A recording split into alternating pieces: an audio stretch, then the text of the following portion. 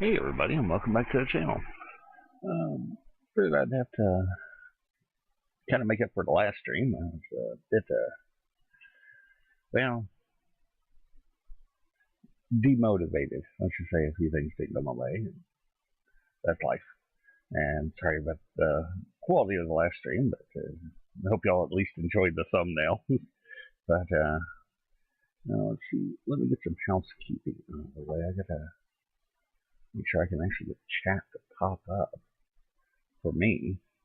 Otherwise, I'm gonna be stuck using a phone again, which don't know about you guys, but it's a little annoying.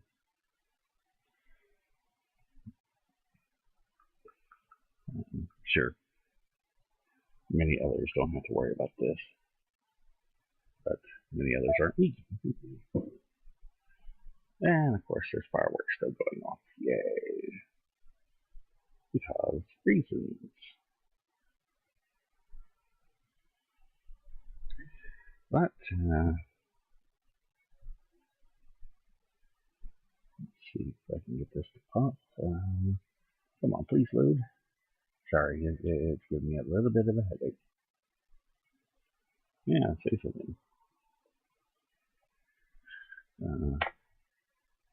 See if it shows up. Looks like it tried to, and more than likely it did not, because I was thinking that things went my way. Anyways, since things seem to be going haywire for me, if anybody's out there, how's your night going? Hope it's going well. It's a combination of people yelling around here and to get a few things sorted out, and fireworks going off. So yeah, that's life. Give this a moment, see if I can get this to actually work. I doubt it, but it'd be nice.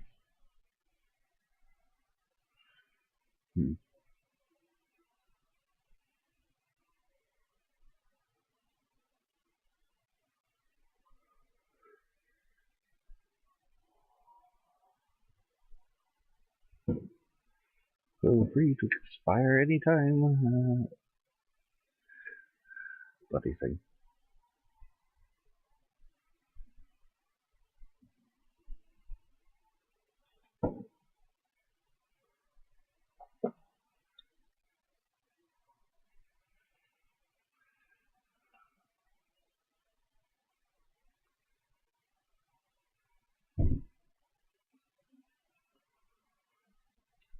Why not?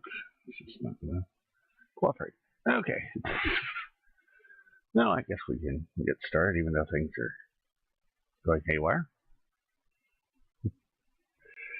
And crap, now what? Sorry, my phone has decided to. Not my phone, but my computer has decided to. It doesn't like me right now.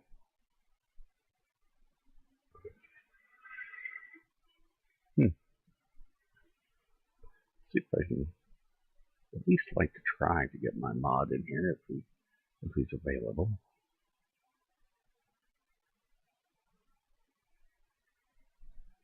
So he could tell me how the audio is doing, considering things are going haywire.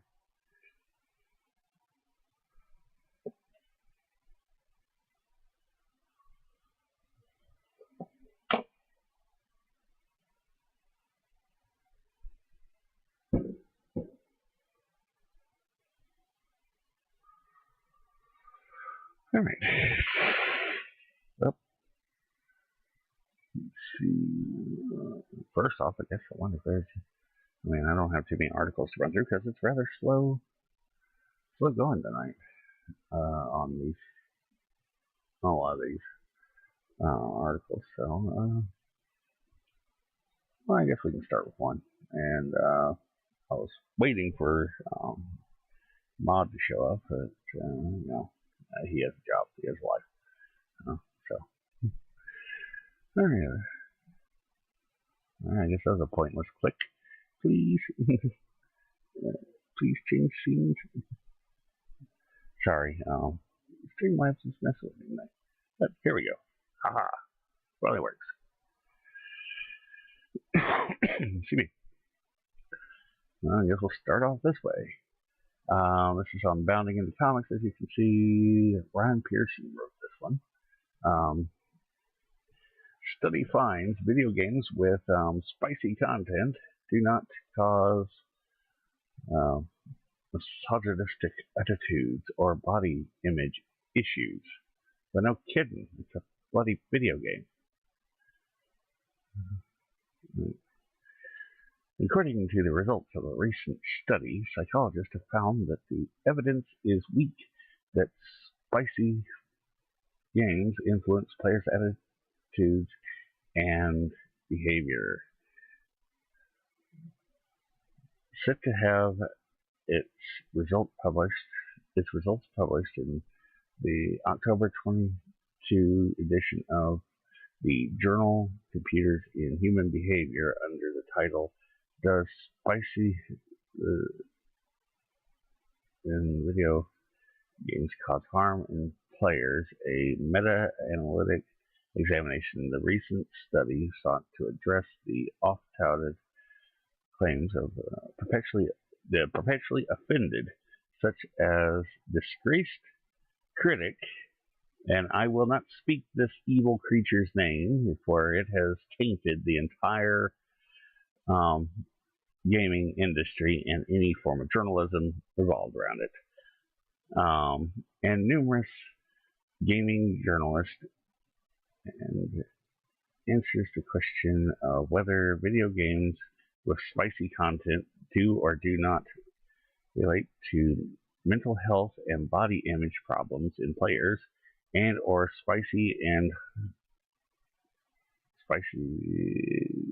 and hostility towards the women. They're pixels. They're bloody pixels. It's a video game. They want to show Lara Croft right here. Not to really burst her bubble, but Lara Croft was created by a woman. She's the one that came up with the character model because she had the, dare I say it, bold opinion that the female derriere is better to stare at for hours on end as you're crawling through various tombs compared to a guy. Just saying. Even women prefer it over a guy because let's put it in a more relevant term. Let's say you take Harrison Ford now and have him trying to crawl through a tunnel. You're not going to want to have a camera behind him, that's for sure. One is just no. And that doesn't even matter. The whole point in it is the games were fun. I didn't particularly care. And they're pixels. They're square. I'd be terrified if I saw a woman that looked like that. I don't know about you, but I mean, her hands, her cheekbones, her hair, all of which would cut you to ribbons.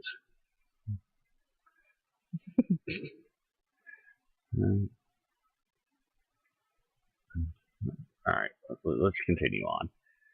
Conducted by Christopher J. Ferguson, perhaps best known for his work debunking the similar claims that violent video games inspire violent behavior. They're video games. They're not real life. And so you're kind of taught early, and once you're one of these delusional people that wants to constantly find an excuse to attack it, that's the excuse for it, instead of taking responsibility for what happened yourself. James D. Sawyer, Aaron Drummond, Julia Neer, I hope, and Emily Lowe. I'm sorry, I cannot. I am really sorry, I cannot pronounce your name. Please forgive me. The study explored the degree to which the specialization in games was related to both well-being, body dissatisfaction, and spicyism and misogyny among players in two separate meta-analyses. In doing so, the team reportedly found that the specialization in video games was neither related to well-being / body dissatisfaction, nor in ism or misogyny. Well, no kidding. Better designed studies and those that showed less evidence for research expectancy effects for the other things, for the spicyism and misogyny. I'm sorry, I'm going to use other words because I don't know what YouTube's going to slash it. Sorry for that. Tended to find less evidence for effects. They are explained as appears commonly in other realms of media effects. The evidence is weak that specialized games influence player attitudes and behavior. Well, let's see. And this one is a fighting game. I highly doubt that you're going to get the same behavior. This Dragon Quest. Yeah, good luck on that. Psychology-centric news outlet SciPost explains that these conclusions were derived from a meta-analysis of 18 other studies, all measuring the results of exposing a subject to video games with both featuring and lacking specified content. 15 of these measured aggression towards the women, along with attitudes, while 10 measured factors involved with depression, body image, or anxiety.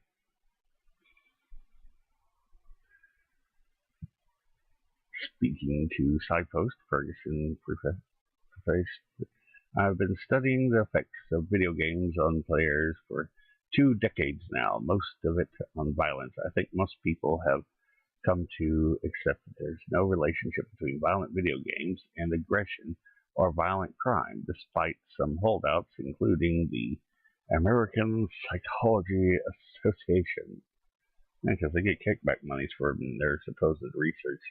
It's government funded.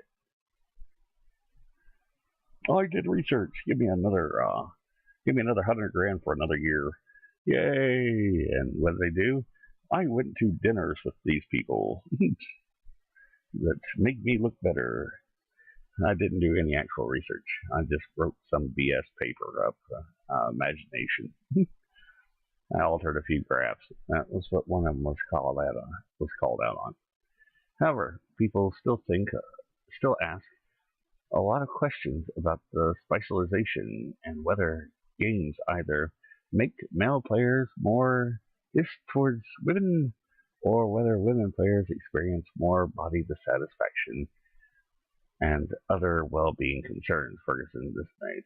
It's a much smaller research field than the violence field, so we hoped to bring some clarity to it. As alluded to by Ferguson, the theory that video games cause real-life violence has been debunked in 3 studies from 2020, one being a self-declared definitive study from Oxford University, along with studies from 2019, 2017, 2 from 2016, 2015, and 2018.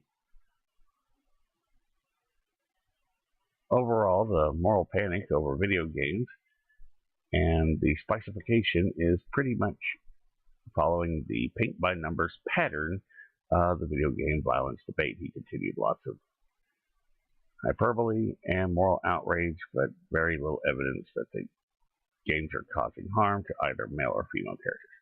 Look, it's a long article, and it's a good article. It's a very good read, but please actually just come to the website and read it, because quite frankly, it's worth the read. I mean, they do. I don't want to push too much further into the work that they're showing. So, let's see. Because I actually have respect for these people bounding into comics, none for a few other websites. Oh yay! And now I got another error to pop up.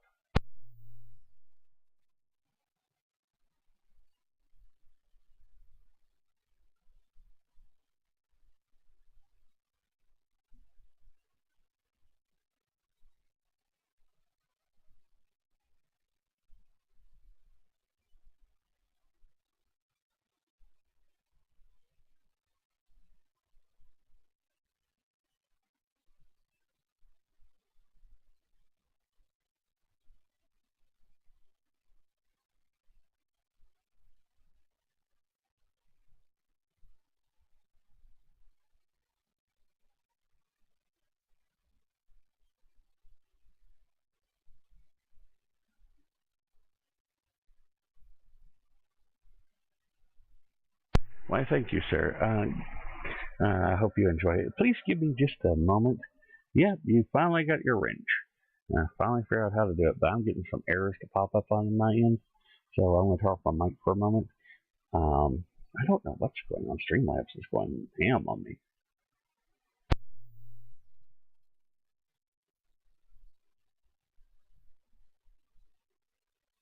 In the meantime, is there anything you can really think of that you'd like me to look up? Any movies, games, or anything that you may have heard about in the, just lurking around the internet that you may want me to see if I can find any information on? That would be most helpful because, well, I spent the last 17 minutes going over a different article, which was a good article. Do not get me wrong.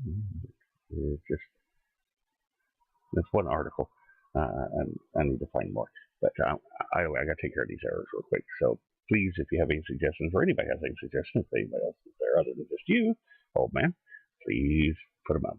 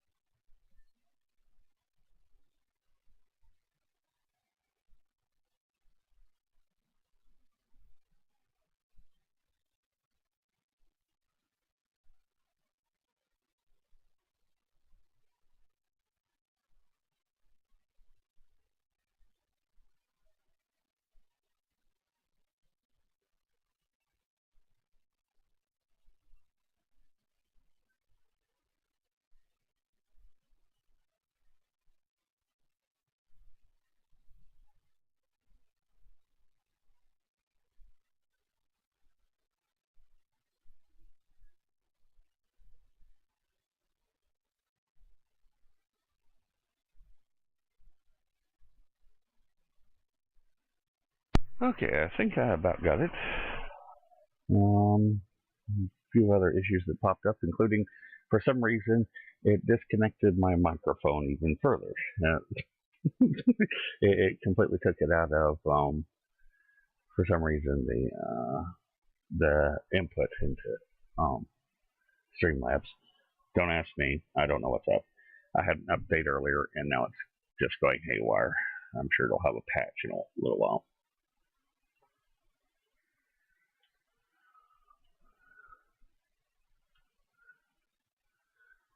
All right.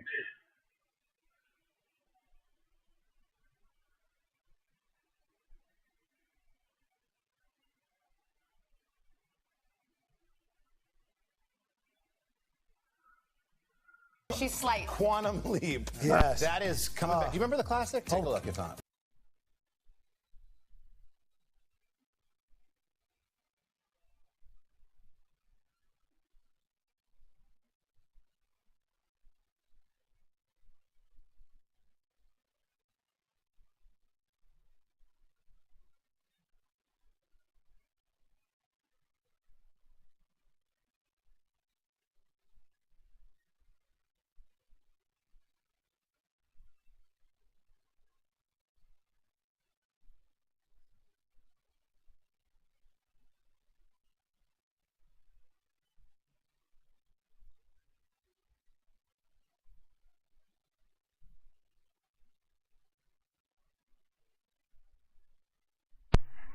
Ah. All right, now that I am deaf because of the thing with the Today Show, which I don't know why it popped up, but here we go. I guess we'll do Quantum Leap. Just on a different one, because screw the Today Show. Anyways, as you can tell, it's on deadline. But I didn't. Denise Petsky.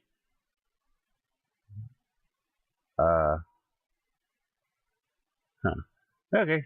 It was the 29th that this came out, so that isn't bad.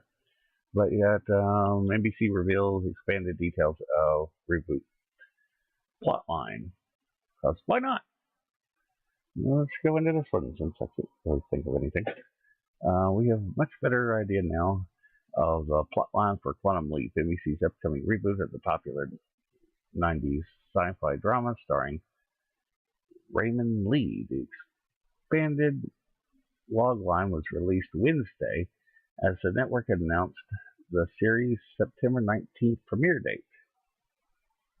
Alright, I'm going to put this up there. Am I going to watch it? Yeah, because I love the original series. Am I hopeful? Kind of, only because of Ernie Hudson. But I'm not. And NBC has a history with releasing some sort of plot line that makes it even worse on their articles. But you know, they may be good. Unfortunately, they also have that one actor from that was in that god awful Cowboy Bebop live action thing they did on Netflix. I like to think that was the start of the downfall of Netflix, the stock prices, because that was horrendous. Anyways, the initial logline revealed that it's been 30 years since Dr. Sam Beckett stepped into the Quantum Leap Accelerator and vanished. Now a team has been assembled to restart the project in the hopes of understanding the mysteries behind the machine and the man who created it. Yeah, except for they didn't cast Scott Bakula to at least have some sort of cameo. Nothing. They said nothing to him. That's wrong, but you know, that's on them. Maybe they'll still do it anyways. More detailed synopsis picks up from there. Everything changes, however, when Ben makes an unauthorized leap into the past, leaving the team behind to solve the mystery of why he did it. At Ben's side throughout his leaps is Addison, Caitlin Bassett, I think, who appears in the form of a hologram only Ben can see and hear. She's a decorated Army veteran who brings level-headed precision to her job. Yes, she's taking the place of Al. At the helm of the highly confidential operation is Herbert Magic Williams, played by Ernie Hudson. Okay, that's good.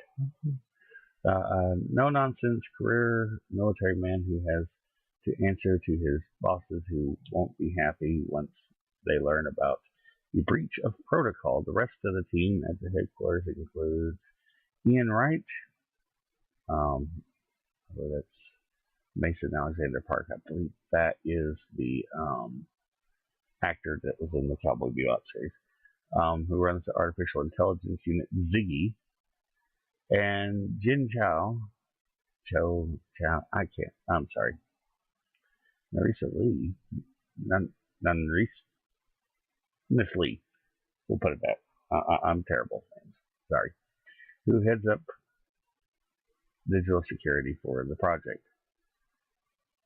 There's been leaps from life to life, putting right what once went wrong. It becomes clear that he and the team are on a thrilling adventure. However, Addison, Magic, Ian, and Jin know that if they're going to solve the mystery of Ben's leap and bring him home, they must act fast or lose him forever.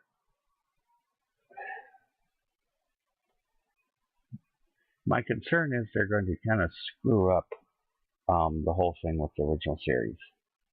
One, they better make sure that Ben here doesn't remember himself. Basically, as it was describing the original series, when he leaped back, it Swiss cheesed his brain, his memory. He couldn't remember things. There was big chunks of big holes in his memory. They couldn't remember certain things, and that kind of helped him on the whole not going mad about not being able to get home towards the end. Yes, he was wanting to get home. He was doing everything he could to get home. But it was just his memory was a big part of it. Like every time he leaped, his memory kind of changed. It erased some things. So there's a balance they better play right.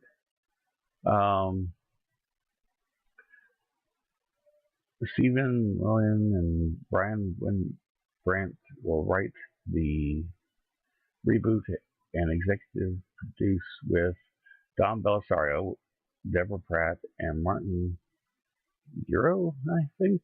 Now, Don Bellisario, I'm happy. That's the original guy. Fine. I don't really remember these two. Universal Television, a division of Universal Studio Group, produced in association with I Have an Idea Entertainment, Bellisario's Productions, and Quinn's House Production. And let me switch this so I can see if I can find some other images of the show, because no.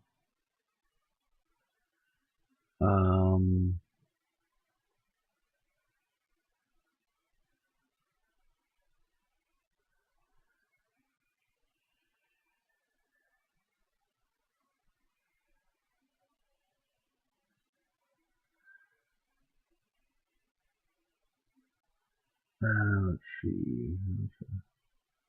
See if there's a good set photo they have.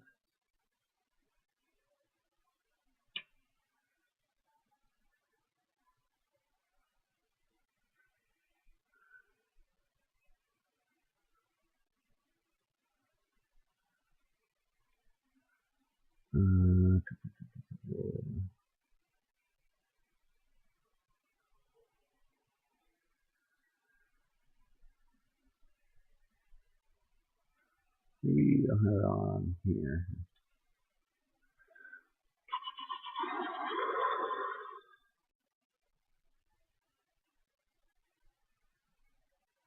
Huh. I guess they're wanting to not do that.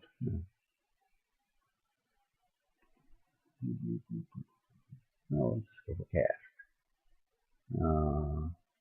Go for images.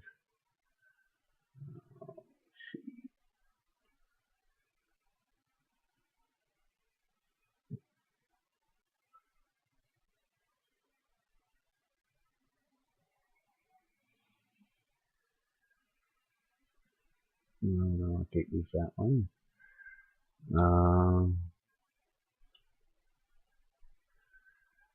Correct.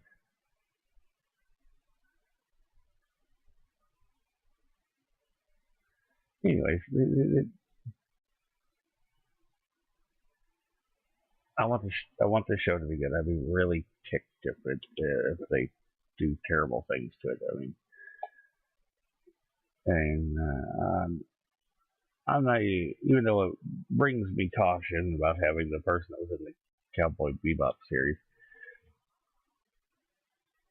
I am not putting what the actor did with that role on the actor. I'm putting that strictly on the writers or the directors, because boy, did they ruin things. But, I mean, oh boy, did they ruin it. It was biblically bad what they did.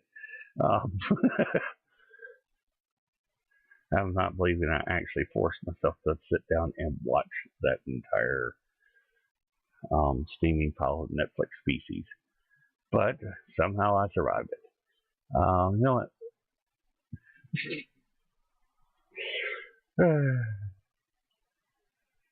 Let's see if I can find something else to, since that does not want to work. Because, let's see.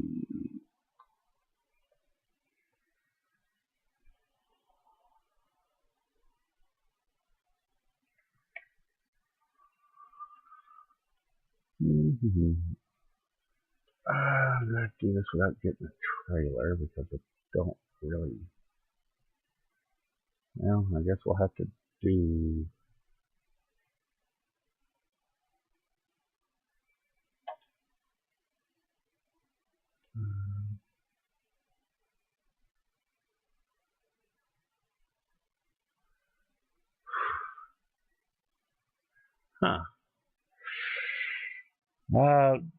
That is not a phrase I would use when thinking about that Cowboy Bebop series. As a matter of fact, it disgusts me every time I say it. I will say this: the actor that played Jet did fine. I mean, he did just fine. Of course, the one actor that nailed it, 100% nailed it, didn't even have to try, was Ein. And then you had the one that makes me want to run screaming headlong into traffic, which is the one that played Ed at the end of the season, and thankfully into the series. All the other atrocities that were going on that were bothering me, just terribly bothering me, because they completely took the story from Cowboy Bebop and destroyed it. They burned the timeline. They did everything possibly wrong with it that you could possibly do. I think they were just going out of their way trying to tick people off, to be honest. You know, they wanted to make people angry at it. And I guess they thought people being angry at it would make them want to come see it. Would make them want to turn on Netflix just to watch it, to hate watch it. Trust me, it's not even worth a hate watch. The only reason I finished it was because I watched the first episode, and because I'm slightly obsessive, I have to finish whatever I watch. How do you think I made it through Last Jedi? And Ghostbusters 2016. The Kevin Smith He-Man series. You know that little clip where they're showing Obi-Wan on New Hope sitting there staring off into the distance in despair? Yeah, that's kind of the thing you feel, and that's the first image that comes to my mind whenever I think about these. Is think about some of these things that they've done. Please make it go away.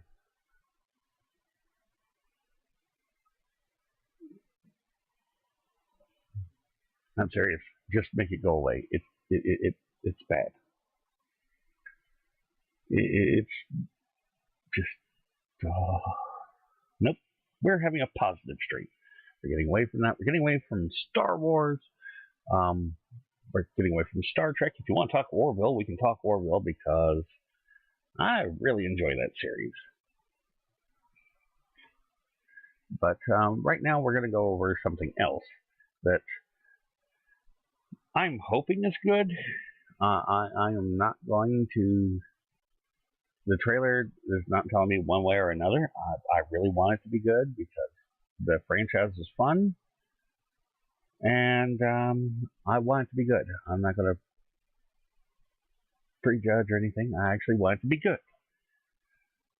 Much like I still want, I want Lord of the Rings. I want the Rings of Power to be good, but they've already started another campaign going after people again. It's kind of hard to support them whenever if they want to keep people coming, even if they want to, but if they just kept their mouths shut instead of attacking the people that are complaining, if they just say, you know what, they're going to complain, we're just going to do our thing. Okay? They'll live with it, or they won't. They'll watch it, they won't. Who knows? We want them to watch it, but we're not going to antagonize them. You know, things Amazon needs to learn, things Paramount definitely needs to learn, things that the house that is owned by Chairman Pooh needs to learn. A House of Mouse owned by Chairman Pooh.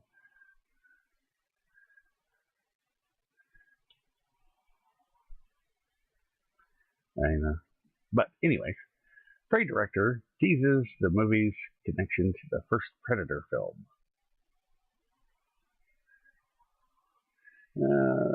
This article is by Morgan. Feel free to pronounce the last name for me. I really don't want to offend the person by mispronouncing their last name. They've done nothing wrong, and my inability to pronounce names is staggering. This is on CBR. Director Dan. Yeah, Director Dan. I'm not even going to try that one. Says that Prey will have a spiritual connection to the original Predator film and teases the possibility of more. Prey will have a specific connection to the original Predator film. In an interview with director Dan, we're just calling him Director Dan, Time Out asked how the prequel harkens back to the 1987 action classic Predator. One of the more notable aspects of the film is its First Nations link. What? Can somebody translate that to English for me? as embodied by the main character, a young Comanche warrior named Naru, played by Amber Midthunder. Neat name. And it's one I can pronounce. Woohoo! Well, he... Sorry. I know, stupid thing to get excited about. Well, he teases the possibility of even more emphasis on that link. He explains that the original film's Native American character, Mercenary Bill Soul, Sonny Landham. Landham? I don't know. Good God, I can't pronounce names. Somehow I do Midthunder, but I can't do it. I'm really sorry, sir. I enjoyed your character greatly in Predator, but it was... I'm just... boy, am I terrible. Was a major inspirational source for Prey. My friends went to see Predator and told me about the scene in which Billy fights the Predator on a bridge over a waterfall. Yeah, that was a quick fight. Probably, I'm glad you're putting a connection to the original, but oof, that was over quick.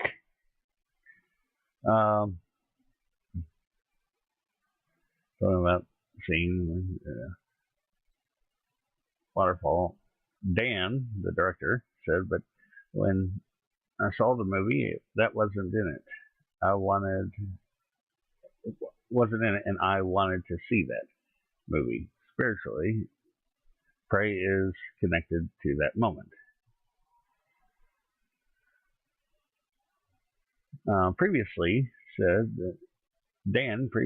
that Prey would have its fair share of Easter eggs and callbacks to iconic moments from the franchise, some of which were unintentional, others were so many moments.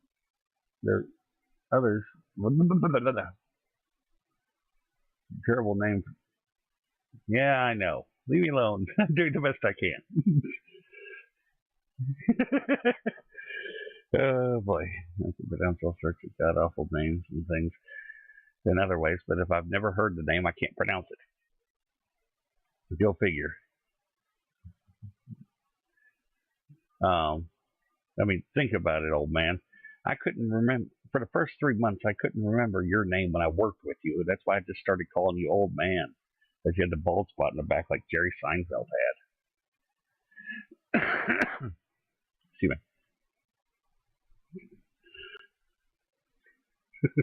Took me 3 months of working with you every week to remember your name. Anyways, so much were unintentional. There were so many moments where we were almost seduced by putting in more and more Easter eggs. Explained Morgan in an earlier interview. Get to the chopper,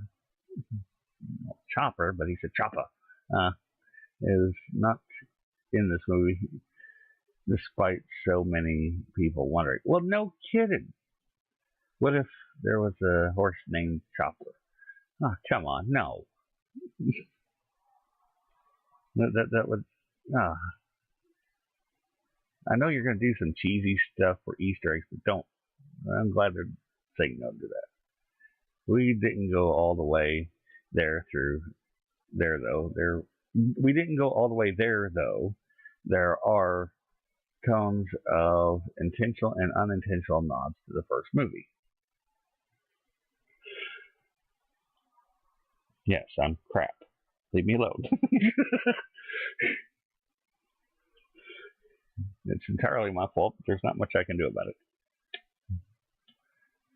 Prey sets the clock back on the series to 1719, where warriors of the Comanche Nation face off against one of the legendary intergalactic hunters.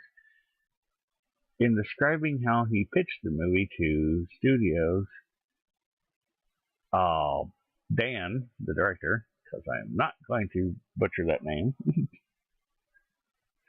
said he wanted to make a Native American story, to make a Western that has no cowboys in it. That's a movie which really does not exist.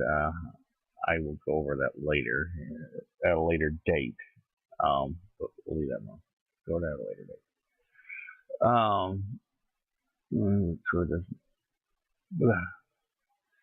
That's a movie which really does not exist. It shockingly doesn't. I wanted to make a movie that would be told primarily visually and through action. Notably, Prey will be the first film to offer both an audio dub and subtitles in the Comanche language. You know, oddly, just because I'm curious, I'm going to have to watch the sub. You know, I mean, if I can watch a Korean movie, I can watch with the subs on. I can do this. Because I'm curious. You know? Before we go any further, I know they're saying 1719 there. Does this mean this is going to show somehow how they got a flintlock for Predator 2 that was given to you know his name, Danny Glover in Predator 2. It's around the right time frame for a flintlock to be, so it makes sense they could be able to give it to him. But who knows? I mean, I know it won't be linked to it, but maybe they're going to say, maybe they'll show one that represents it. Who knows? The first Predator movie starred Arnold Schwarzenegger, the Governor. I'm not going to butcher the Governor's name any further. The Governor, okay, as the leader of a mercenary group who is hunted by the high-tech alien in the Guatemalan jungle. It was followed up by sequels in 1990, 2010, 2018. Additionally, the franchise has not only expanded to novels, comics, books, and video games, but also crossed over with another sci-fi horror series, Alien, in feature films released in 2004 and 2007. Yeah, but you're... Oh, cool. Oh. Oh. They had to ruin it. I'm sorry, this seems like a movie that should be in theaters, one. And two, this. Cancer. I can handle Hulu, which is owned by the Cancer, but really?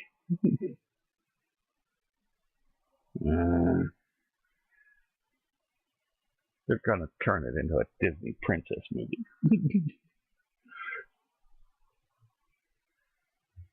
But did they have to skip the fact that, they talk about comics and video games, but they could have mentioned the more notable ones of Alien versus Predator and stuff like that. Not the movie, the game. Oh man, the game is awesome. Especially the second one. But anyways, well, what little I can do on that one. Oh lordy, my audio warning just popped up. Oh, you evil thing, you evil senile old man. I am not one for the company of the tainted product. You want worse? Let's see if I can find it again.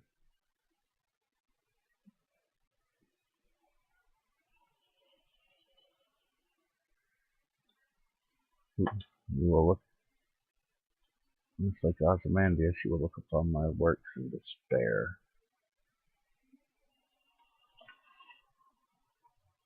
All right.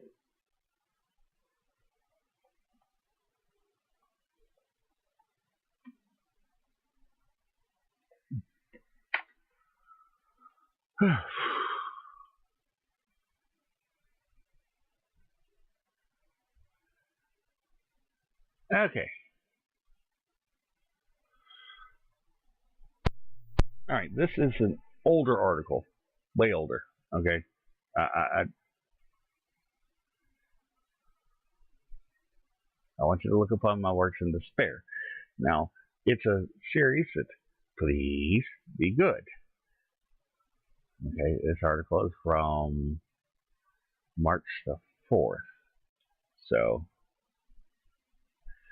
and before I start this, because of who owns what,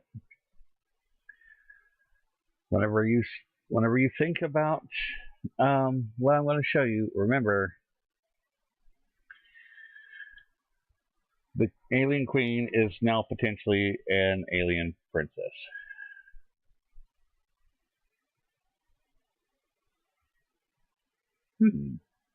I will check that link out in just a moment.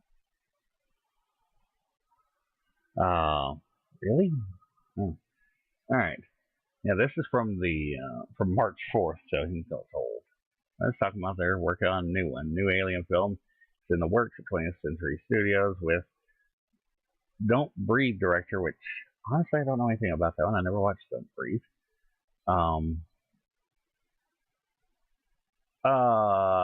Mr. Alvarez there. Oddly, I've seen that name before and heard it. Set to helm the project, Variety has confirmed Ridley Scott, the director of the original 1979 movie, is producing. In addition to the, remember, 20th Century Studio. That's a Fox thing. And Disney owns Fox, making the Alien Queen into a Disney princess. Just think about that. You put a little Minnie Mouse bow on top of its head, and a little bow on top of the head of the tongue, the second tongue mouth thing, and all will be funny. Think about that nightmare. Don't worry, it's happened to Predator as well. Anyways, in addition to directorial duties, Alvarez is penning the script for the standalone film. Scott is producing via his Scott-free banner, and the movie is intended to stream on Hulu. The original Alien follows the crew, the Nostromo. And then it went to, everybody knows this. Everybody knows the backstory of Alien and Aliens. And you have, and there's the Alien movie nobody wants to remember. This one. Period. Ever remember?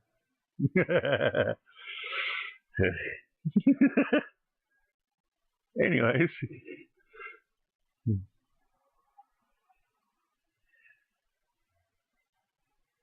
20th Century Studio has been Predator. Yeah, they're especially talking about the Predator prequel film. And Aliens.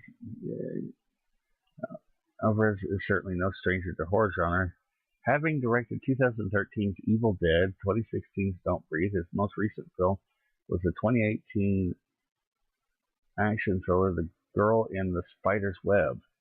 Alvarez also a producer on the 2021 sequel Don't Breathe 2 and Netflix's Texas Chainsaw Massacre. You know, honestly, I haven't watched any of those, but yeah. Now look upon it in despair. Aliens are going to be, the Alien Queen's going to be a Disney princess. Just keep that in mind. Let's see.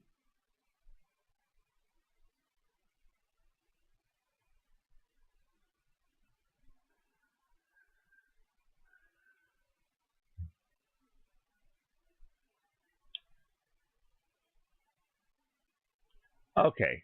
All right. You gave an article for me to go over, and okay. Screw it. I don't care. Let's get into it. I knew about this one because of other people, but I guess if you want my opinion on it, here we go. Talking, really, the Daily Beast. May I suggest you use a few other websites on that one, although they may have the trailer. I mean, trailer, but the video on here. Not really. Oh, well, they had the video on here. Okay. No, screw it. All right, Disney, come and have a go if you think you're hard enough. Okay. Which of these products would you recommend? Oh, well, these are the tampons. All right. Before we go any further, I do know the backstory behind this. Okay. Baymax, the medical robot thing from Big Hero 6, he is basically helping out a little girl who has bumped into her first time of the month. And that's why he's out here shopping for these. Now, I'm wondering if you're going to see what disturbed me more than... Thank you. I always get the ones with wings. Thank you. Now, the one that people are pointing out is this one. This guy saying, I always get the ones with the wings. I don't care. I really don't. You know, it doesn't matter to me. The one that gets me is the one that's about to creep me out. It sends chills up my spine on this next one, okay? And here we go. Get unscented and bleach free if you can. Not that. My daughter loves these. These might be. That simple quote, the guy walking around handy box, my daughter loves these. All right. I'm going to get a little graphic here. And you know what? Disney's going to come after me, probably. YouTube's probably going to come after me. I don't care. And you can ask your sisters on this. You can ask your mother on this. Ask any woman on this. I can't think of a single time that I could think of that a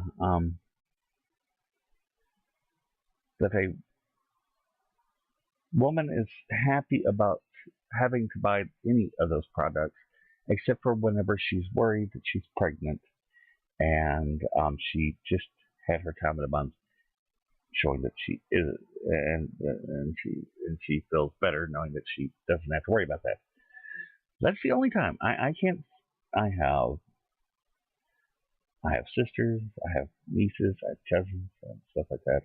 I've unfortunately had to go buy these products for them, all the above mentioned, leaving me traumatized to an extent whenever you're having to carry the giant package because it was what was requested because of how many people were in the house that all used the same product, down the aisle and across the store at a Walmart supercenter.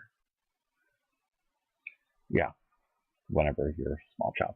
Anyways, you're walking around as a 12-year-old carrying a package that is about half your size. Okay, but yeah, everybody's complaining about this. I don't care. Okay, I really don't care. I mean, it doesn't matter to me. This is meant for, it's a kid's show. Hooray. That's fine. I mean, you got other people that put up tweets on it and everything, and he's a healthcare robot, like this person's putting up. Yeah, that's what he does. That was his whole purpose. That was what he was created for, and it really doesn't bother me except for the dad. I mean, just that line. I know it's an innocent line. I'm not saying anything bad about him, but it just creeps me out. Okay. Okay. If you want to know what I'm going, that. I mean, you got this person.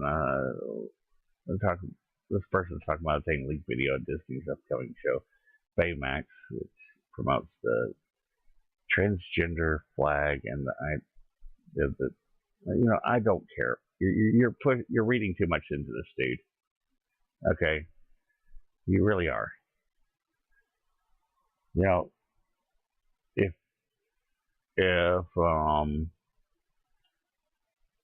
for all the things going on in the world, if that is your top, really, come on.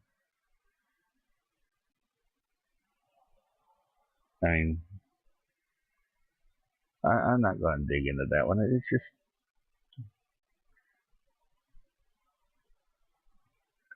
I mean, I would wonder what age group it's kind of aimed at. I mean, it looks like it's aimed at an age group that is meant about to come upon that time period. I mean, if they were doing this as a show for small children, like those that still haven't figured out how to take a leak in the toilet without hosing down the wall or the floor, then or a litter box in the case of somebody I know, then if you want to just watch it, well, watch it. If you don't want to watch it, it's on you. Well, I mean, they can make it. If it succeeds, it succeeds. It's all based on those that have kids. It's not made for me. It's not a show directed at me. It's to each their own. I really don't have a feeling one way or the other on it. Other than it's not for me, and the dad's line of "my daughter loves these" just creeps me out. Okay. I guess I'm a little odd by that creeping me out. The other one, I don't care. No, this person loves these with wings, whatever. These use scented, these use unscented, these use eco-friendly. Don't care.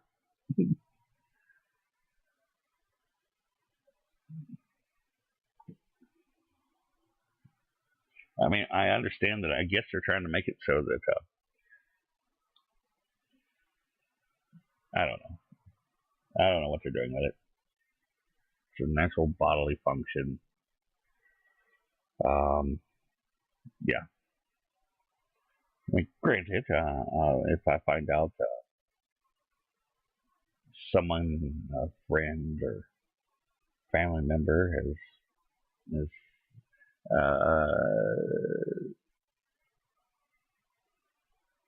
needing supplies, I will go. I unfortunately have to ask what type do you want from them, but luckily I don't live anywhere close to anybody that has that problem. Yes, I am happy. I'm a happy man, but I don't have to deal with it. Yay. But those that do, if I'm visiting somebody and they could ask, yeah, I'll walk the gallows and go get them. But as far as the cartoon is concerned, I don't care. Of all the things that Disney's pushing, people want to complain about that little scene in Baymax. And get your priorities straight. They got a lot more messed up stuff. Excuse me. Well, I'm guessing you're about to punch out, old man. And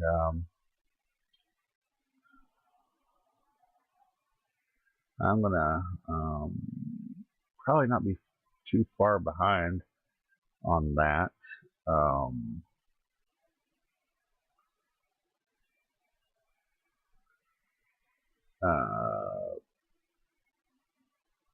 Oh, well. Now, let's see what this is. Why, yes, go for it. Whew. Alright, let's read through this. Thank you. One last article to go over because I was flailing. Oh, you're at home. You gotta work for half the day today. Well, that sounds lovely. Alright. The Xbox app is available today on Samsung 2022 Smart TV. Well, at least you get to enjoy half day.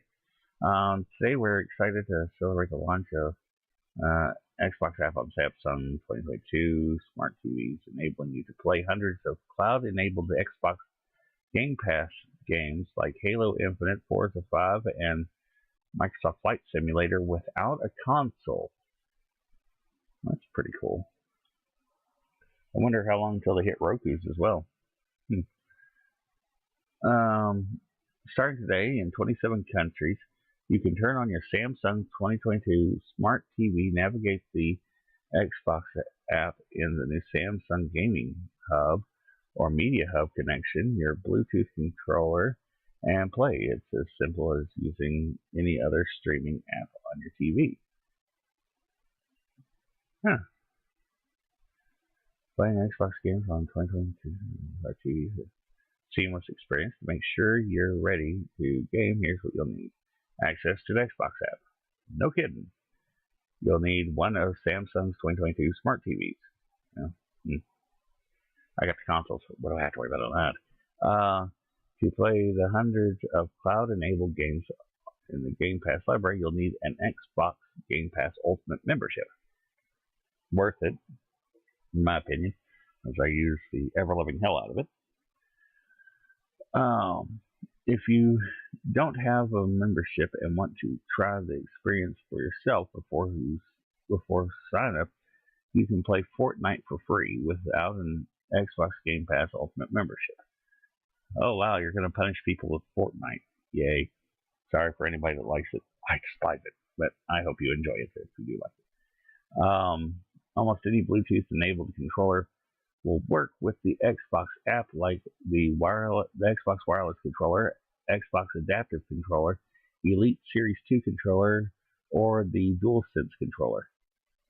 There are two ways you can access the app on the Smart TV depending on where you're located. In some countries, you can access the app through Samsung's new Gaming Hub. Simply navigate to the Gaming Hub via the user interface, launch the Xbox app, and you're ready to go. Otherwise, you can navigate the Samsung app from the App Store from the Samsung Media Hub. Search for Xbox to download the app onto your TV and launch it to begin playing. Now it's kind of neat.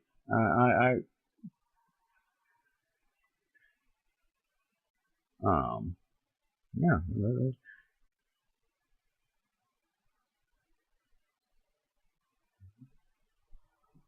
I wonder if they're doing that as a response to the shortage of consoles they're able to get out. Another thing, let's see, sure. Another thing is, what's it called? God, I'm blanking out.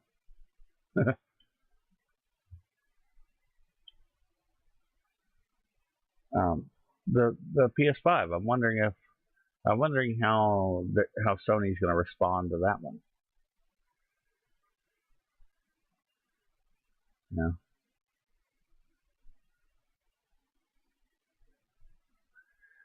Just out of curiosity. I mean, let's see.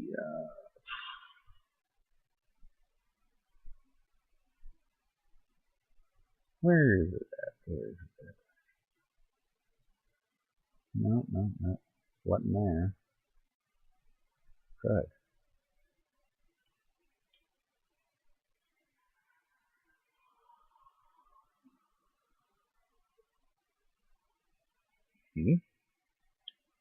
Bet.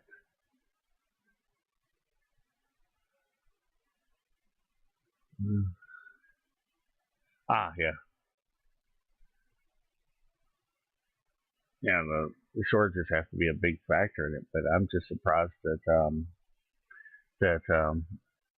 it's neat for people who don't have or can't afford. Yeah, it is. But then again, that TV is probably going to cost you a couple $1,000s. Just think about that for a moment. Yeah. It's kind of a catch-22 on that, man. Well, I get this new thing, but the TV, you know what? I'm going to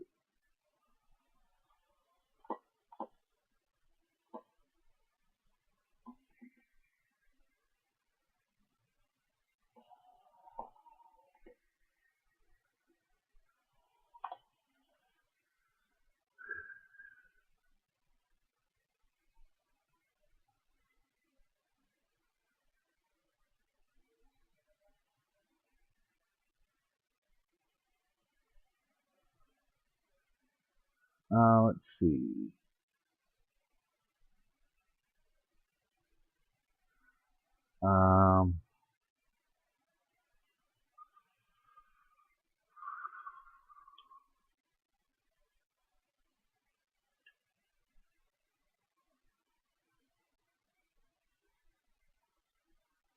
Trying to.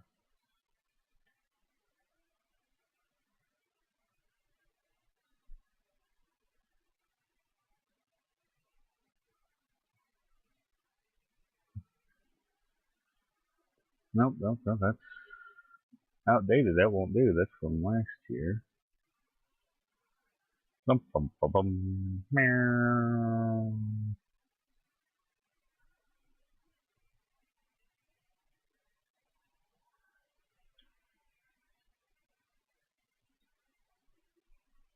Oh, yeah. I mean, there's a lot of things they can do with it. The hotels one would definitely be fun for that. But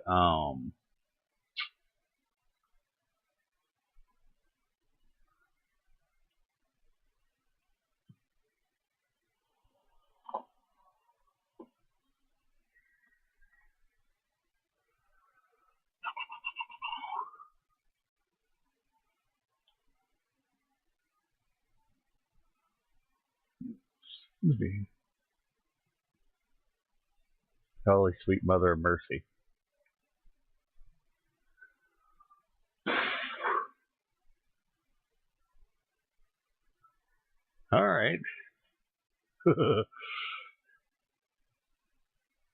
Ooh-wee. Go away. I don't need you right now. Supposed expert. Alright. Just because I was curious and had to look it up. 55-inch Classic QN90B Samsung Neo QLED 4K Smart TV 2022.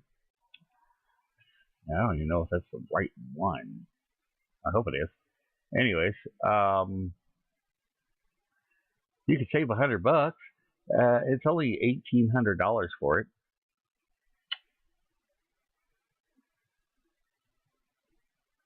You know what?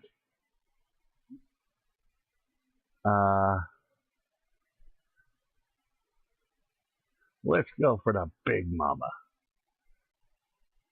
The one that says just buy a projector. Yeah. You don't save anything with this one. And it costs more than my car did. Yeehaw! $15,000 before tax for that one. Select TV year. Alright, since they don't have anything that big for 22. Woo! I'm sorry, whenever you hit prices like that, just buy a projector. Besides, if you get a room for a 98-inch TV, you got room for a projector. And they're a lot cheaper now. They're a whole lot cheaper than they used to be.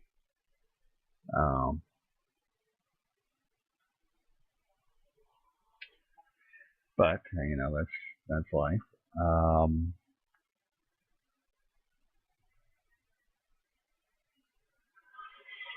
Whew. That stinks. Just the thought of that.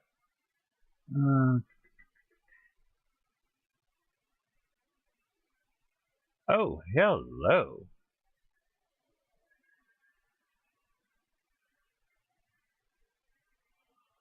Yeah.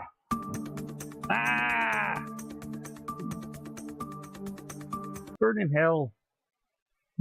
Sorry. Bloody ads. Yeah. Alright, I got some odd news for you. You're going to find this one amusing, or at least I hope you do, because I'm hoping I find it amusing. And we got a few other articles we can go over along with it, because I just had some ideas pop in my head. But here we go. Florida man stole R2-D2 worth $10,000, posed as Disney cast member to show weakness in security, deputies say. David Proudfoot. He's a hobbit. I wonder if he drove it out.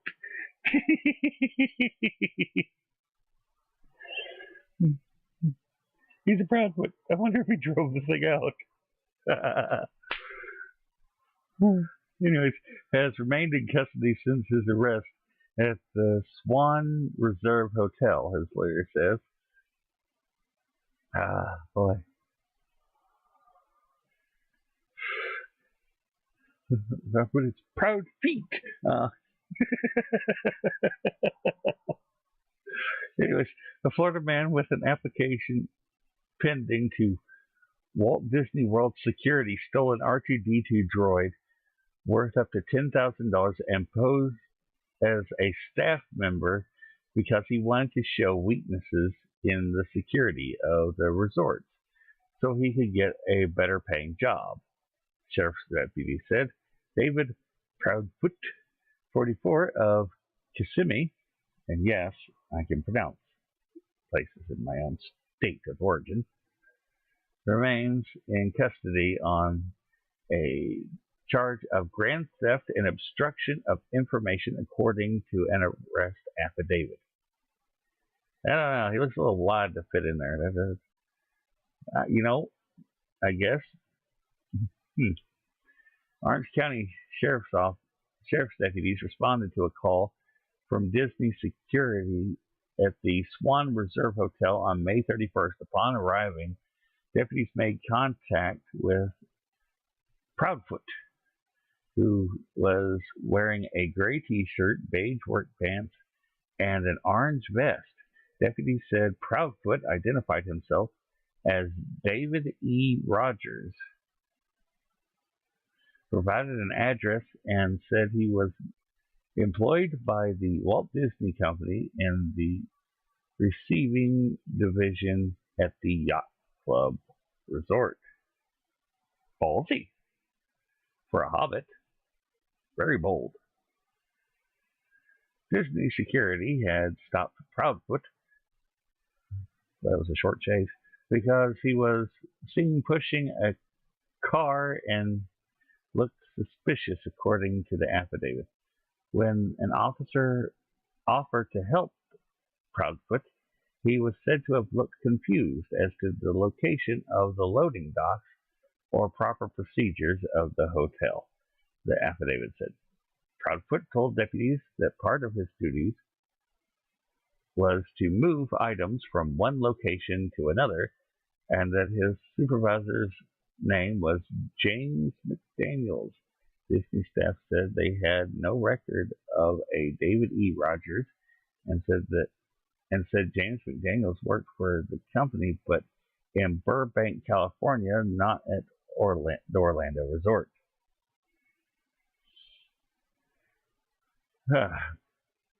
God. When a deputy escorted the Hobbit to retrieve his belongings from the employee lockers, the Hobbit appeared to be lost and confused and could not open his purported locker, the affidavit said. The deputy asked the Hobbit if he could see his wallet and ID. Proudfoot, the Hobbit, produced his driver's license. How could he see over the wheel? Showing his real name and addressed the affidavits. The Hobbit later admitted to moving an R2-D2 droid from the third floor of the Swan Hotel and a game machine because he had an application for Walt Disney World security pending and was moving the items to show weaknesses in the security of the resorts in the hopes of getting a better paying job at the resort. You know, quite frankly, he's a Hobbit. Why didn't he just try to suck in his gut and ride in the R2 unit? Yeehaw! That'll hide you.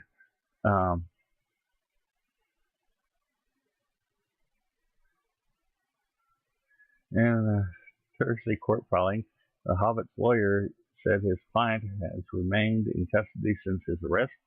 He has filed a motion for the Hobbit to be released on his own recognizance. Fox reached out to Walt Disney World for comment, but did not hear back before the publication. This article was, who was it by? Bradford Betts. Okay. But yes. That's a weird looking Hobbit. Sorry, I'm not going to drop the Hobbit thing. I know it's probably annoying somebody, but for God's sakes, his name is Proudfoot.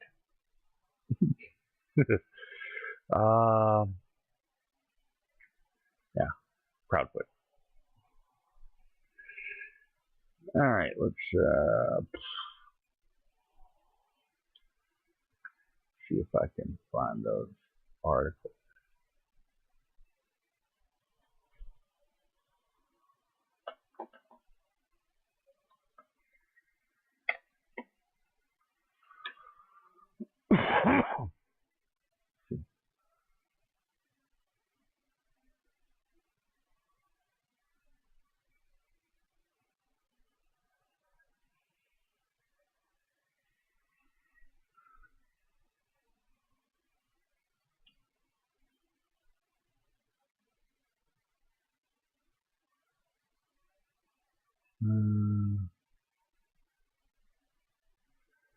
See if I can find this.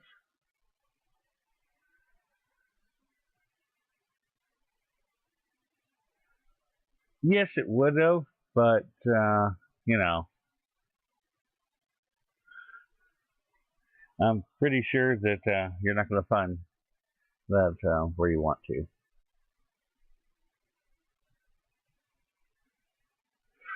But yeah,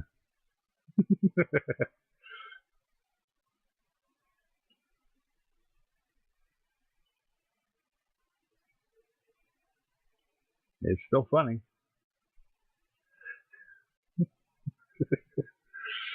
Let's see.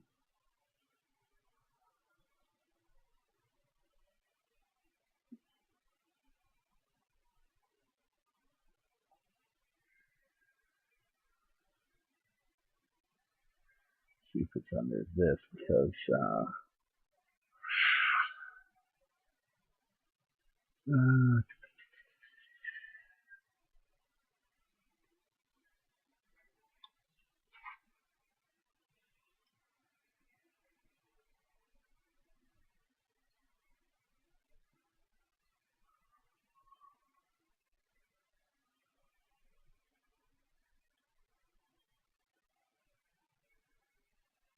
if I can find it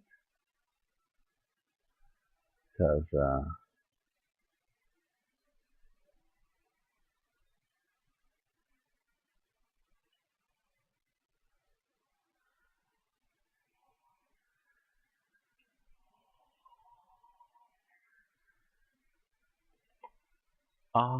yeah.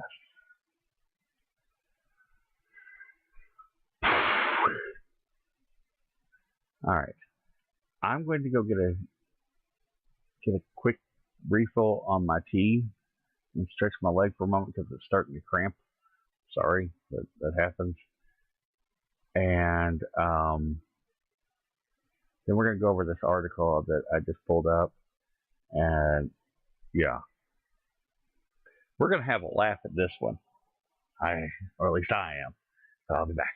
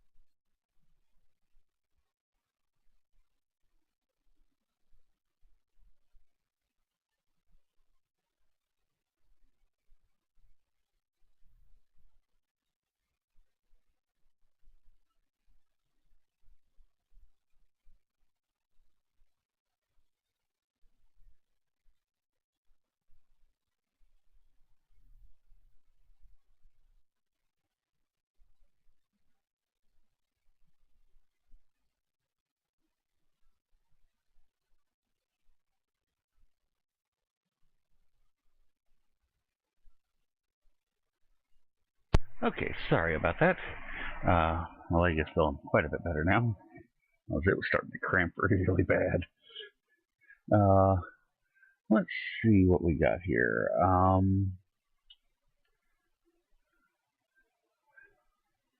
Yes, I know it's harping on Disney, but this is not harping on their movies. This is harping on what the hell were they thinking? Okay, this came out, well, technically today. Disney's new cruise ship offers a $5,000 cocktail.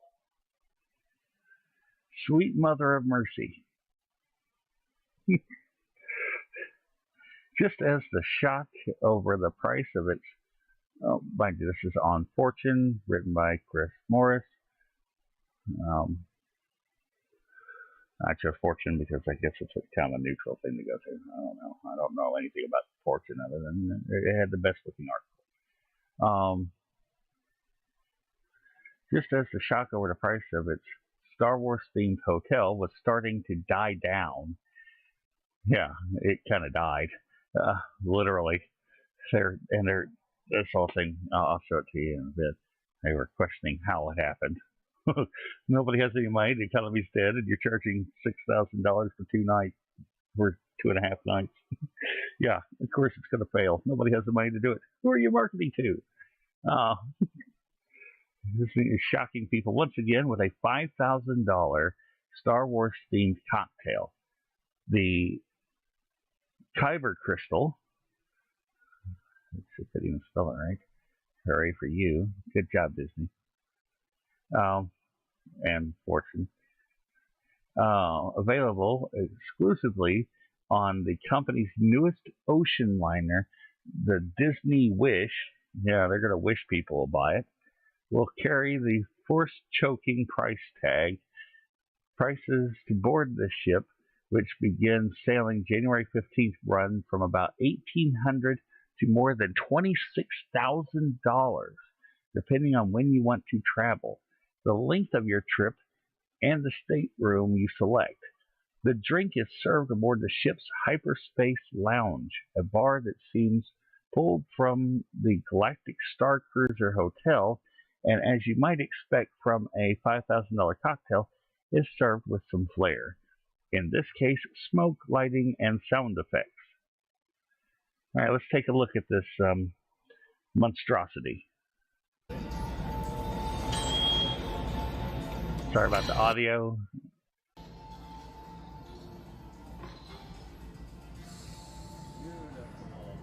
I think these people are paying a boatload of money for shots of cognac. Cheap cognac, because you know they're not going to. Come on.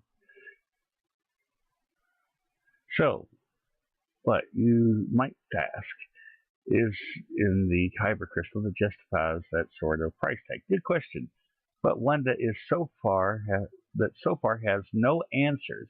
Disney hasn't disclosed the ingredients, or for that matter, said whether people who order one will get to keep the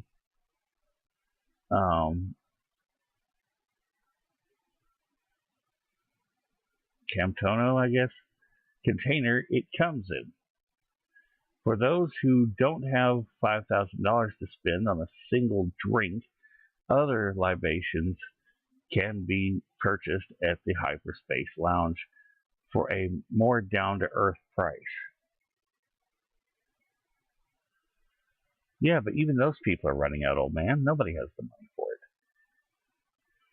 The Disney Wish is the company's first new ship in over a decade and the fifth in Disney's fleet.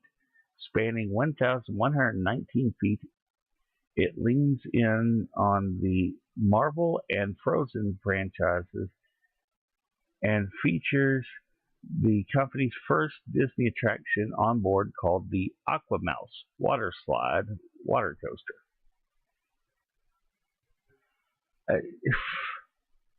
I'm dumbfounded.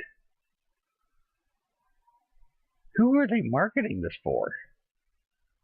I know you're saying for those people that have too much money and nothing to spend it on, those people that have that type of money don't go spending it on stupid stuff like that because they know they'll lose all their money really quick. And it's just nuts.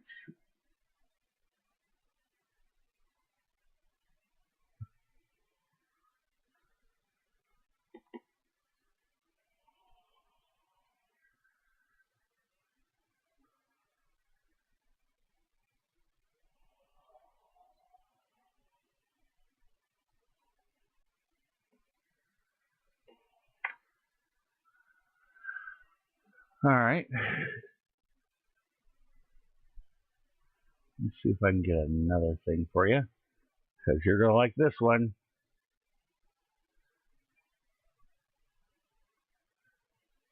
This is also from today. You have, now this is on WDW News Today. Article is by Shannon Michelson, I guess. All right. Adventures by Disney offering a $100,000 private jet trip to every Disney park on Earth. Adventures by Disney has announced Disney parks around the world a private jet adventure, a new itinerary that visits every Disney theme park. The trip starts at $109,995 and is recommended for ages 14 and up. At minimum, guests must be 12 years old. It will be available to only 75 fans.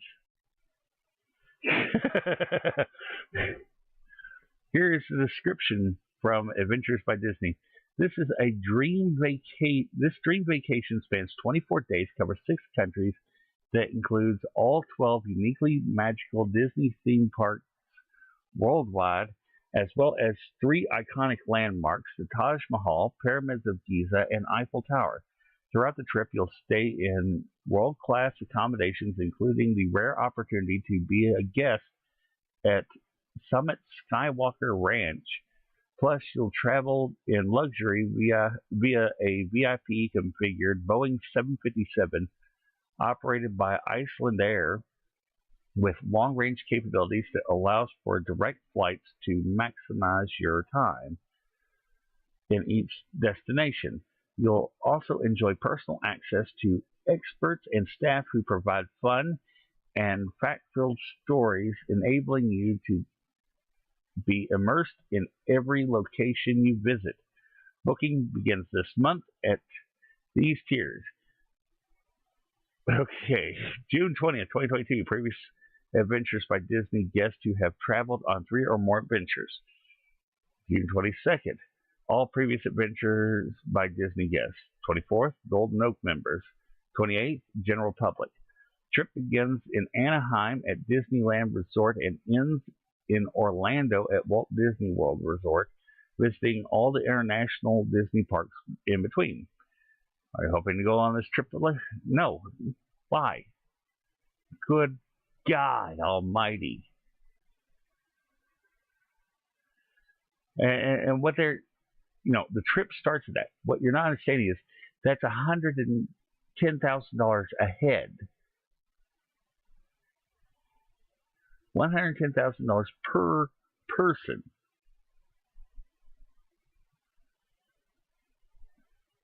Who are they marketing this to?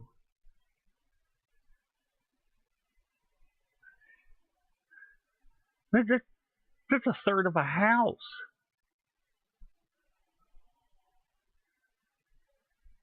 Just to be able to go on a 24-day trip, cover 6 countries. That's not counting the fact that you have to pay for the passports, everything else, your food, and other expenses on the way. It's just. And God knows, some souvenirs of wherever you go, you're going to be limited on what you can really do there, because with 24 days to visit 6 countries and all the different parks, you're not going to be able to spend much time and enjoy it. Yeah, right. No. It's just idiocy.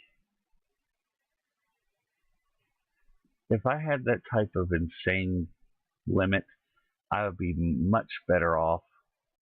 I'm going to go over one last article, and then I'm probably going to call it on the stream because the throat's wearing out. But let me see if I can find it real quick.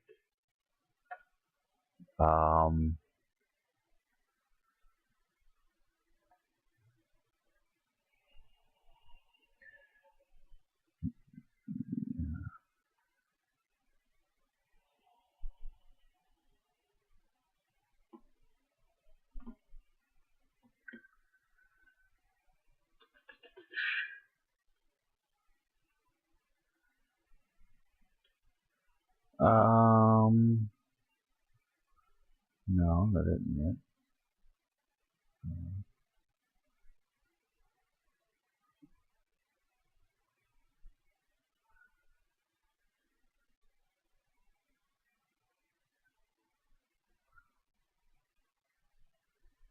Oh, crud. I guess I can't find it. Where is that?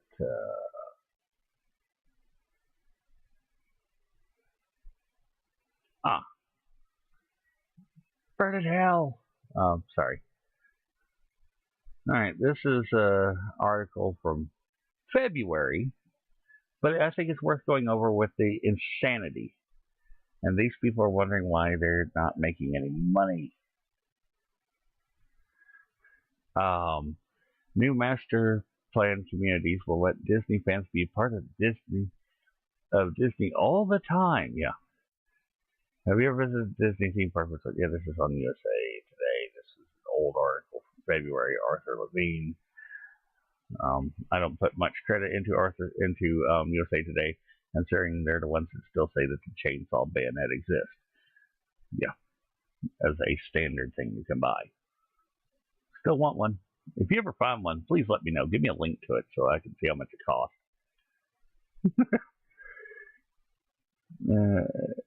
It's perfectly manicured and clean scrubbed grounds.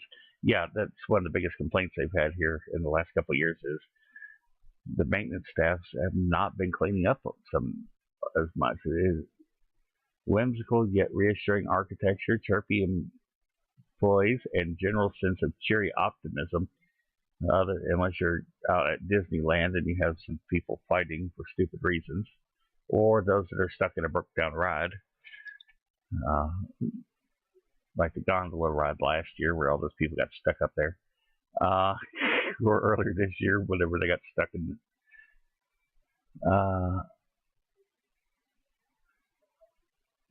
and see if it shows the price. It does not. Oh, they are. Let me see if I can find one. Yeah, you're supposed to.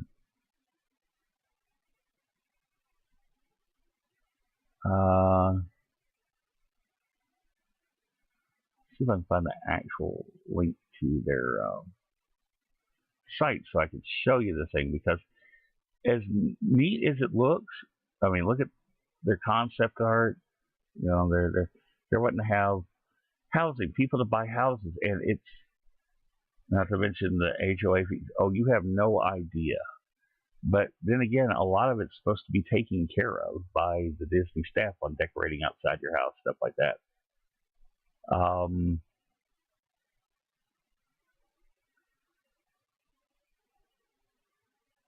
I mean, the images look really neat. I mean, it's just the price of it. You're over $1 million a house. There's no way around it. By now, it's over $1 million a house. And this is the Oasis one. Yeah, that's the first one that they're doing. It's going to be in. It's going to be an Oasis in California, and now they're looking at expanding to Florida and a few other places. It's these planned communities by Disney that's just good heavens.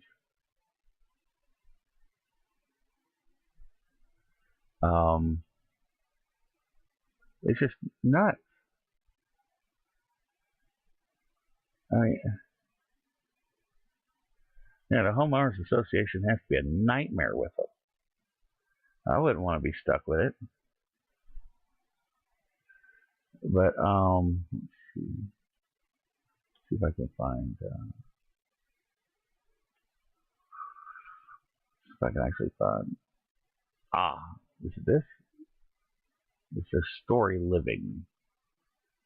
That's what they're calling it. I wish I knew how to link this in the chat.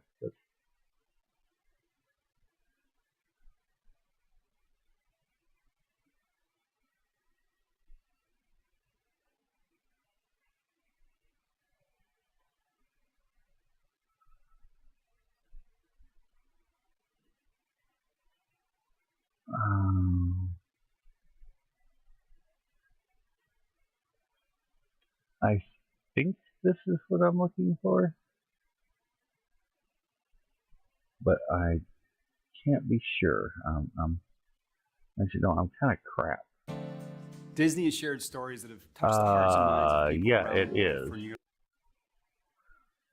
Yeah, the concept is neat, but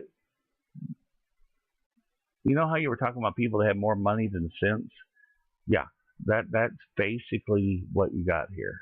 Is people that have more money than sense. Because, good Lord. But it was worth a few laughs at the end anyway, so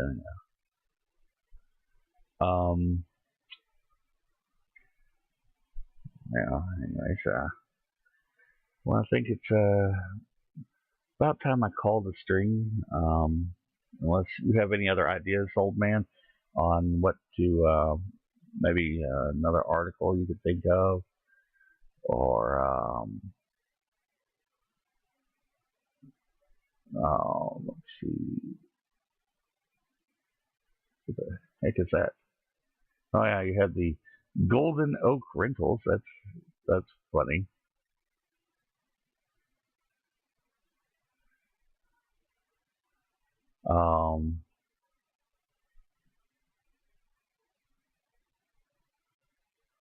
Let me see. Let me go ahead and show this one. This is another crazy one that they're going with.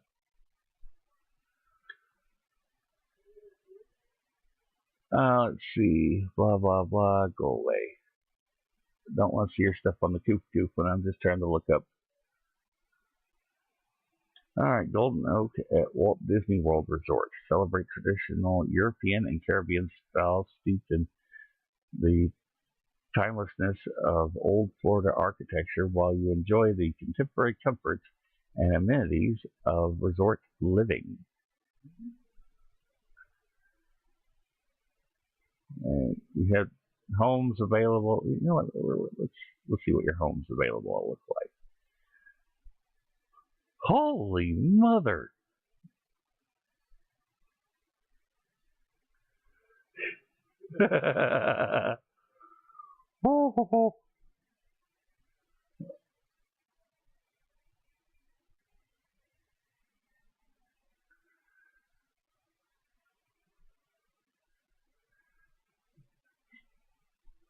Wow. 6 bedroom, 6 bath, 9444 square feet.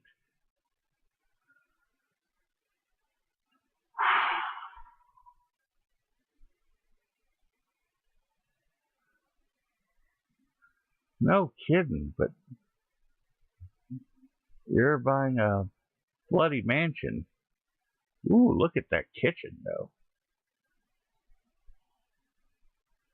Oh, I hope that's an elevator back there because I could not do the stairs. I'm sorry.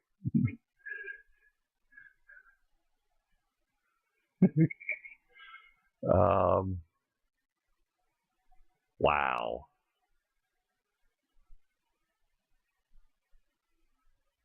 It comes with a nice pool back there.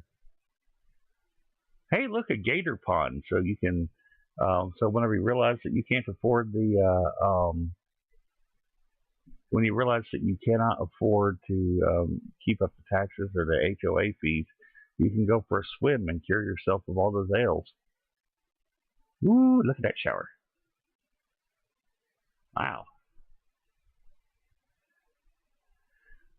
Alright, located in the coveted Carrollwood Reserve neighborhood, this custom-built home offers a harmonious blend of modern comfort and timeless design with a magnificent front elevation reminiscent of old Florida.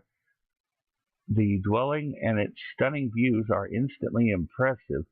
Its two-story foyer and oversized staircase invoke a sense of grandeur accented by marble floors and crystal chandeliers. From the sunlit great room, the eye is drawn to the infinity edge pool and well-appointed outdoor living area. Highlights include the chef's kitchen, 4-car garage, and privately situated owner's suite with a wraparound balcony overlooking the golf course, pond, and conservation area. It has, of course, the feet that we talked about, the 9,444 square feet of luxurious indoor living space, 6-bedroom with 6 ensuite bathrooms, 1 half bath, infinity edge pool with oversized deck, 3 indoor fireplaces, a media room, elevator. Oh boy! All right, I like that house now. Expansive views of the golf course, nature preserve, and pond, 4-car garage.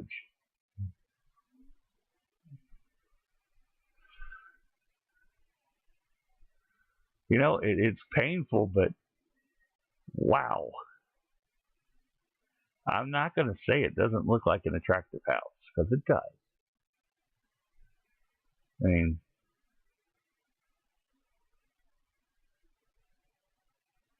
good heavens. Wait a second, that wasn't just a stove. That's a Viking.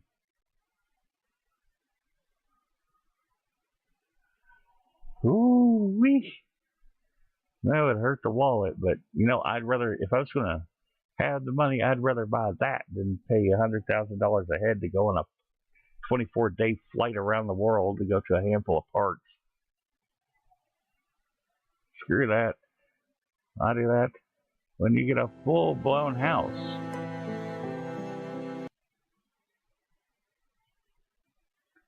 Okay.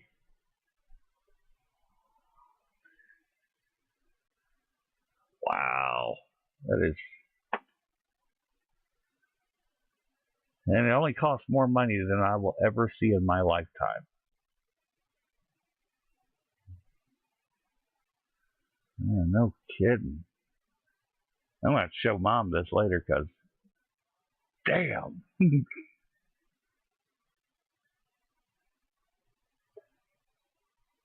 Well, you know, if I win the lottery and I get this, because we were talking about getting a house in Florida anyways, to have a vacation home down there, we'll get one of those. We'll get this, and I'll always have spare rooms for you, old man, to come down. And we could try out those Disney bowling alleys. Even though I'm not a fan of Disney, they do have a nice, really awesome looking bowling alley down there that I saw. Wow.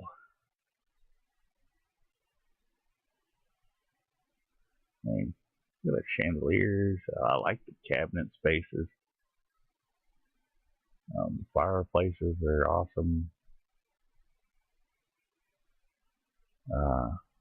Man.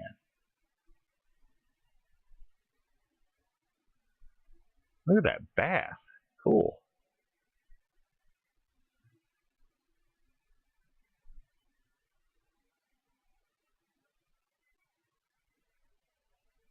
But good Lord.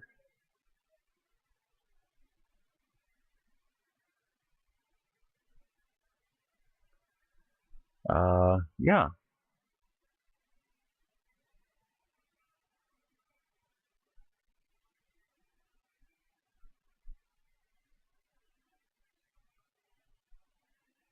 Oh, I'd be spending most of my time in the pool. Unless one of the gators came from the pond. I wonder if they'd allow me to fish in the pond. Well, there's gators in there. So I get a larger chunk for dinner. All right.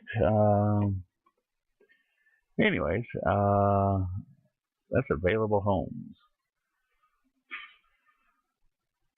And that's it. They have only one available home, and it's that one. Makes you wonder what some of these other homes were like.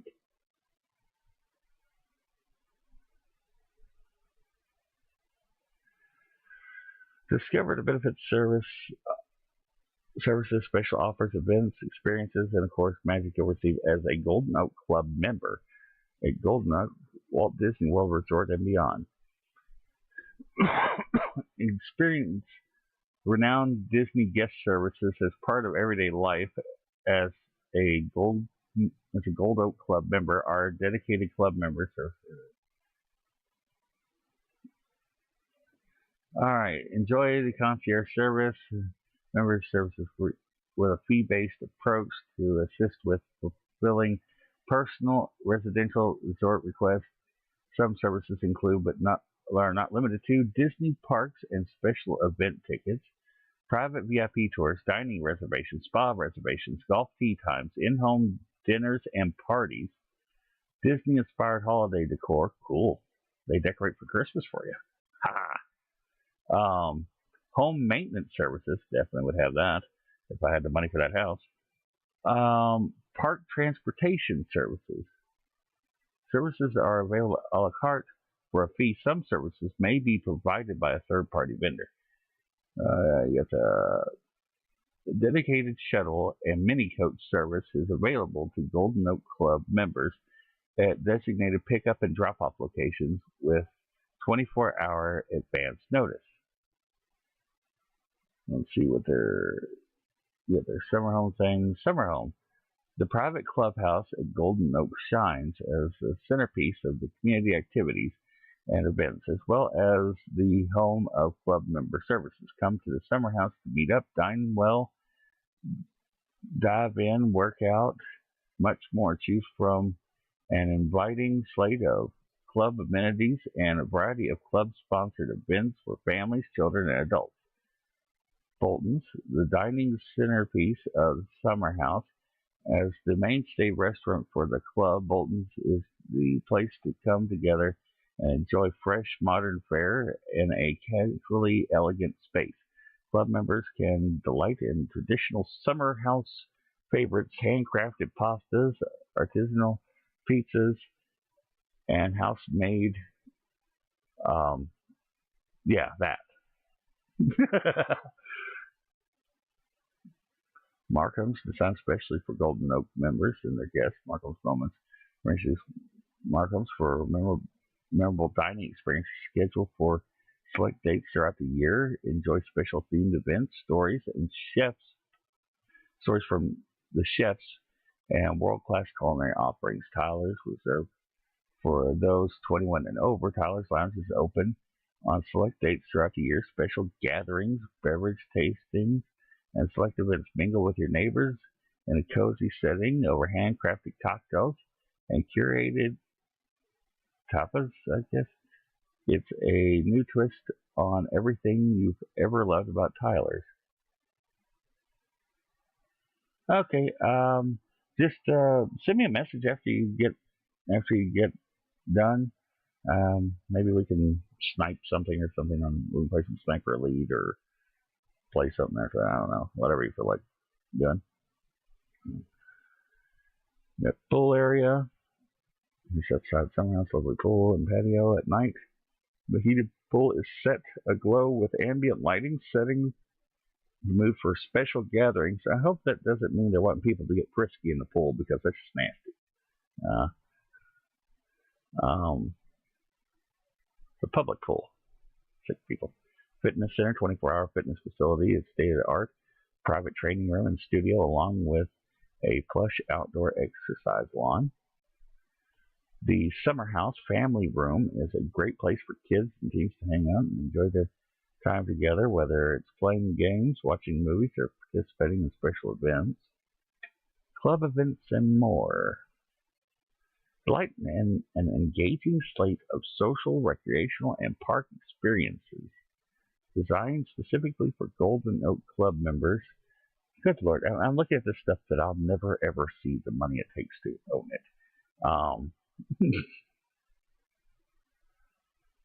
To even drive through it. I couldn't afford to drive to Florida, much less.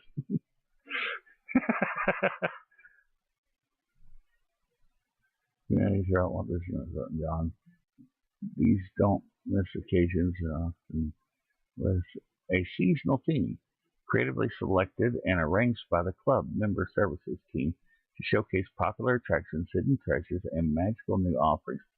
Some resident events are included in membership in the Gold Club, while others are available for an additional fee. Special events and occasions include theme park experiences, culinary offerings, activities, and recreation, special events, and holidays. Okay. See if there's two neighborhoods. That was Golden Oak. Oh, yeah. Well, I'll go over this more at a later date because this is pretty neat to see things I'll never ever be able to afford.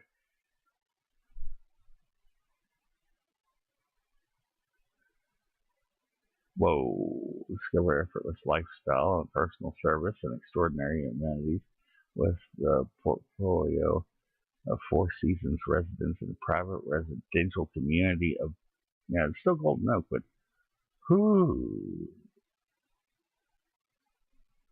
Good heavens.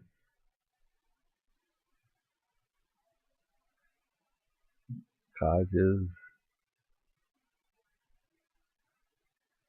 Symphony Grove. A main drive bordered with lush groundscapes, decorative fencing sets a stage for lifestyle. So refined elegance, home sites.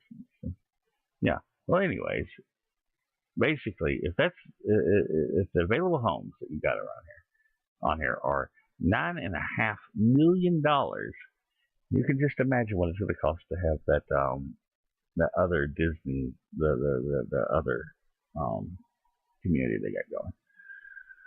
Well, anyways, I think I better get off here. My throat's about wore out. I'm a little tired. I do appreciate everybody for watching. If you at least enjoyed a little bit of what you saw, please consider leaving a like and maybe subscribe if you feel I earned it. And I hope you have a pleasant evening, day, or